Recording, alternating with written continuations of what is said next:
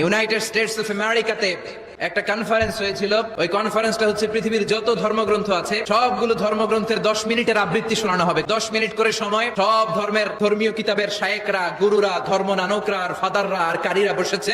বিচারকের সামনে একটা সবুজ বাতি, একটা লাল বাতি। সবুজ বাতিতে চাপ দিলে আবৃত্তি শুরু, রেড বাটনে চাপলে আবৃত্তি শেষ। প্রথমে ডাকা হয়েছে শ্রীমত ভগবত গীতা, পড়ার পরে বিচারক রেড বাটনে প্রেস করেছে, সময় শেষ, নেমে গিয়েছে। এরপরে ডাকা হয়েছে ত্রিপিটক, এরপরে ডাকা হলো দশাতীর, এরপরে ডাকা হলো গ্রন্থ সাহেব পড়লো, জিন্দাবেস্তা পড়লো, এরপরে ডাকা হলো উনি এসে ওনাদের বাইবেল পড়ে গেল 10 মিনিটের জন্য। সব ধর্ম গ্রন্থের আবৃত্তি এবং তেলাওয়াতের পরে সর্বশেষে মুসলমানদের ধর্মগ্রন্থ কোরআন আবৃত্তি করার জন্য ডাকা হয়েছে।